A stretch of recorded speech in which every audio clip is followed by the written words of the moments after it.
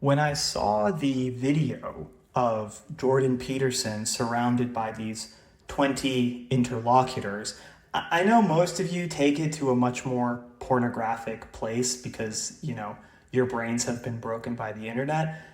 I took it to a martial artist perspective because that's my bias, right? That's, my damage is I tend to interpret reality through that lens. And what it made me think of was those videos you'll find on the internet of the sensei in the middle of the dojo and 20 of his students surround him. And sensei will demonstrate how, because of his mastery of Aikido or whatever, he can effortlessly disarm multiple attackers. And that's supposed to be sort of a demonstration of the power of his art. And so this is set up in a similar way where people kind of rush in on him. Now, he only has to deal with them one at a time for the sake of it's very hard to have a conversation with multiple people at the same time, right? But he's supposed to demonstrate in this moment, Jordan Peterson or whoever is sitting in that chair, that he can take all comers and dispatch them. And every now and again, when you watch one of those videos, you see a fraud exposed. You see, I do this, you do that, I do this, then you fall down, right? And then somebody walks in to the dojo who's not in on it, who doesn't give a shit if sensei is a 12th dan in whatever, right? It's yeah, I'm going to try and fuck you up, man. I'm going to shoot the double leg. I'm going to try and rip this heel hook. And in those moments, we see, okay, is what this guy is selling, is this training that he tells people to do, does it actually work or not? And oftentimes you see when the master, in quotes now, the sensei, is exposed as a fraud, as someone who doesn't really have something valuable to teach his students, his ego, which supposedly was mastered by the discipline and the practice, but of course was really just placed on the highest of pedestals in a kind of, an inversion, right? When the people who talk the loudest about having negated their ego usually have the biggest egos of them all, And so he responds from a place of insecurity and fear and anger. And says, I won't even deign to fight with this student. He's so disrespectful, whatever. He doesn't know our customs. He's not worthy of my time. Because what he doesn't want to happen is to get his ass beat in front of all of his students. And so watching this Jordan Peterson thing, that was the vibe that I got. People have talked about, is his form of argument, good or not? And were the things he was saying coherent or not? Did his interlocutors use good challenges or not? Which is sort of like saying okay, maybe this particular Aikido guy is a fraud, but hey, what about maybe there are some legitimate forms of Aikido, and depending on the context, Aikido is actually a very useful thing, and it can teach you how to fall properly, which is a very valuable skill, trust me. Trust me, learning how to fall correctly is an enormously useful skill, particularly as you age, and Aikido does a good job of teaching people that. All right?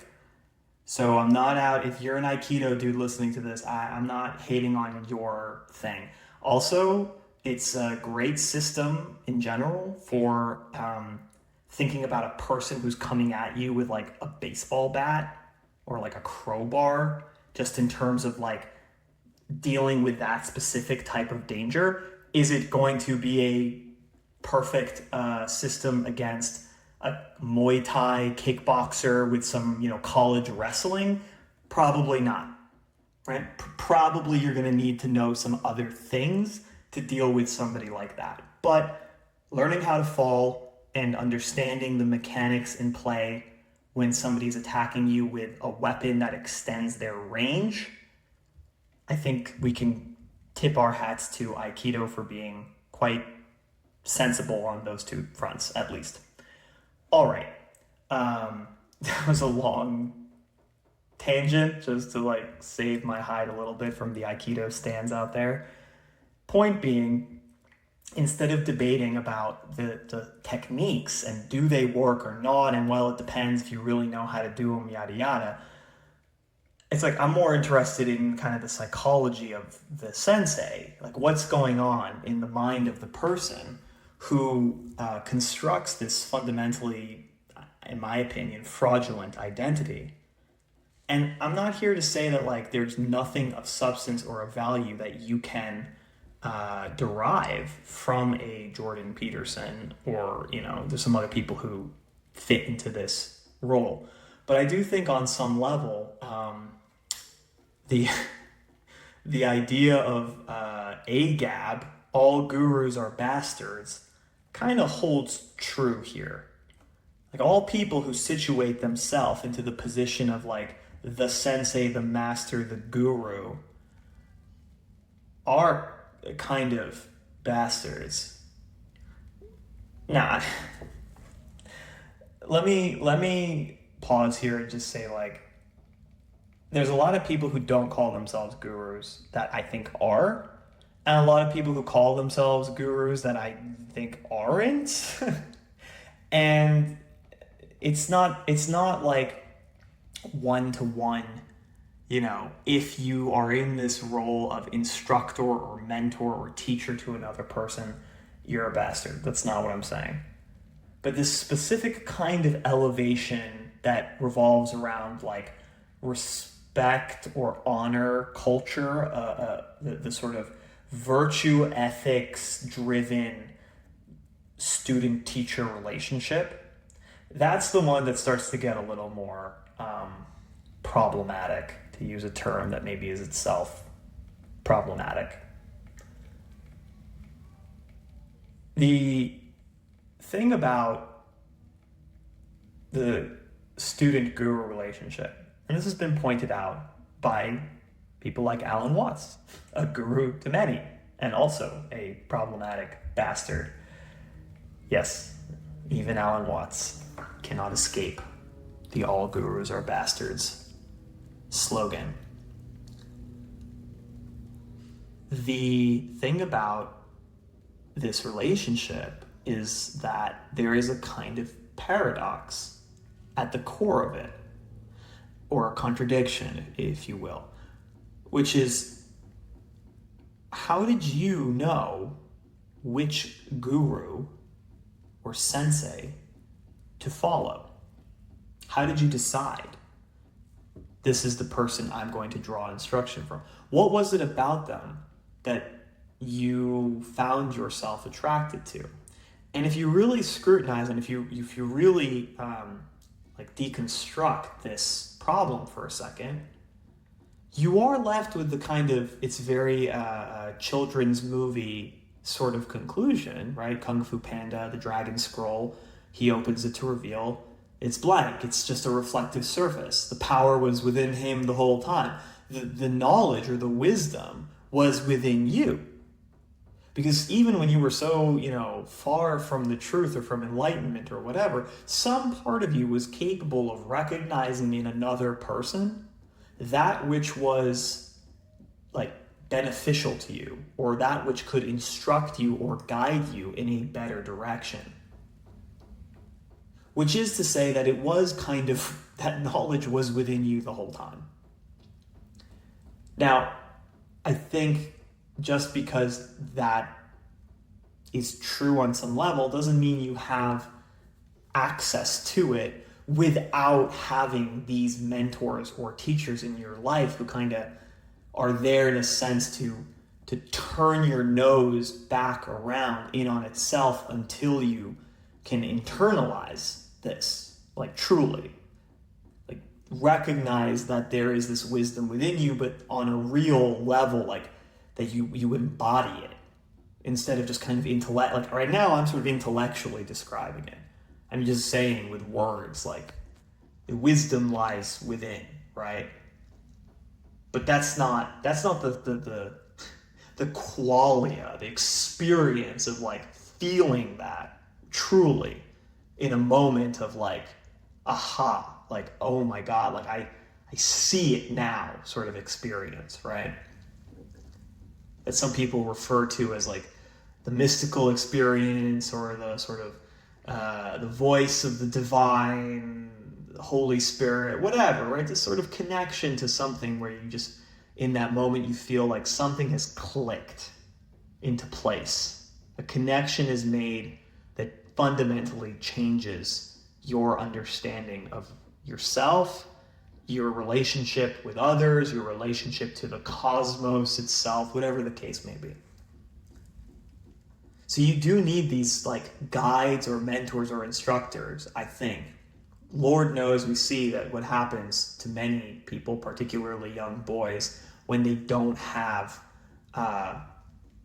guidance, when they don't have role models to sort of help them on this path. But role models and guides and mentors are very different, right, than gurus.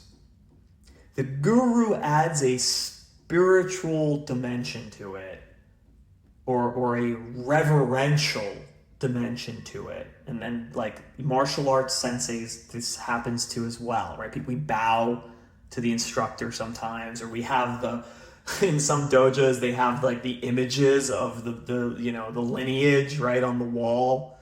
Like this one learned from this one who learned from this great, the great sage, right?